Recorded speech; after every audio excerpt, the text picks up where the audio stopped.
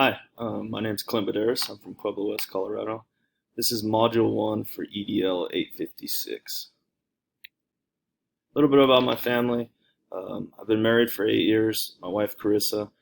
We have two kids together, Easton 7 and Berkeley 5. Pretty quick, they're going to be starting online school. We're going to see how that goes. Come from a family of educators. My grandpa, my dad, my brother, we're all in education. We also all coach football, basketball, a little bit of baseball. So kind of runs in our family. A little bit about my career. This is my 13th year in education.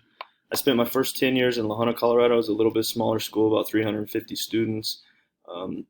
This will be my third year at Pueblo West High School. I've got 2 years done. A little bit about Pueblo West, 1,400 students, 60 staff members, so quite a bit bigger than what I was used to.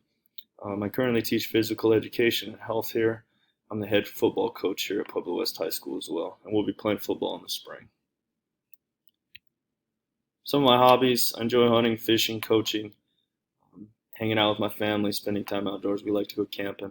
We really like to spend time at the lake, wakeboarding, surfing, stuff like that. A little bit more about Pueblo West. Our total minority enrollment is 41%. We're 59% white, 34% Hispanic, 6% multiple races, 1% African American, 1% Asian. Where 33% of students are economically disadvantaged, 34% receive free reduced lunches. We graduate roughly 95% of our students. Some common strategies we use at Pueblo West High School to reach our stakeholders in order of what we use the most. In order to reach staff, students, and parents, first thing we do is email. We do use an automated dialer. Those usually coincide with the emails that are sent. They're received anytime some information needs to go out. We also have school Twitter accounts, Facebook pages that information is distributed through. Myself, for football, we use Huddle to communicate with our players. News networks, radio, newspapers. We don't have a local news network or radio, but we do use the newspaper quite a bit. We use our website, our school website, and our district website. Newsletters from the school and the district are also sent out.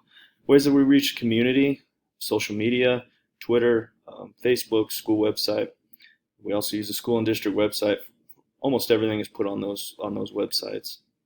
News networks, radios, newspapers, again, public notice newsletters are also ways we reach the community.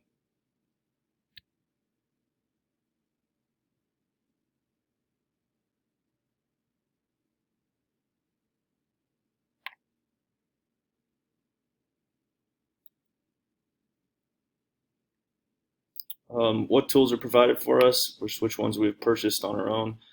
What the district and school provides, we just are being trained in Schoology. We were in online school for the first 4 weeks, and then we'll go to a hybrid model, but we were just given Schoology and we're receiving training on it as we speak. We're also given an automated dialer system. If we need to get information out, we can use that dialer system. Personally we've purchased Huddle. I use it especially for football, obviously with communication with students and parents. I also use a Facebook page to communicate with players. Free to everyone is social media: Facebook, Twitter, Snapchats, whatever the kids are using. We can use our contacts at the radio, the newspaper, and the television stations to get information out. Some things we use, especially for our health classes, are Kindy. It's a grading tool that we've purchased through the health department. GroupMe is another platform that we use to reach players, students, in order to get information to those students. Tools that we wish we could use, but we can't. Our district won't allow Zoom meetings. We're using the big blue button through Schoology. I don't know, we've used Zoom meetings as staff members, but we cannot use it with our students at this time. So that's something I feel like we could use and would be helpful. I follow the set of district strategy policies for communicating effectively. Yeah, I feel like I follow district policies. When we message, it's typically not one-to-one messages.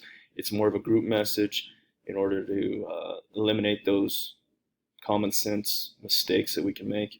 We do not have a hard set policy on communicating with students. Email is our typical form, and now with the use of Schoology, we'll use that quite a bit. We use the tools provided for the school and the district. One of the big things is use common sense and professionalism in order to um, stay out of trouble. How do I introduce myself as as a new building leader? After reading the strategies in the articles, I want to show myself as a human. I want to be a person that we can, they can come and talk to, be relatable, trustworthy, approachable, allow people to feel comfortable around myself, feel like they can come. I have an open door policy, feel like they can come and talk to me at any time. I want to get to know coworkers, their families, their hobbies, what they like to do outside of work, make themselves feel comfortable, like I said. Just an informative hello, how are you today? Can I help you with anything? Stuff like that. Um, Around other professionals, I want to be on a first name basis. Around students, we want to be Mr. Mrs., doctor, whatever the case may be, and be professional. Standard correlation. Here it is.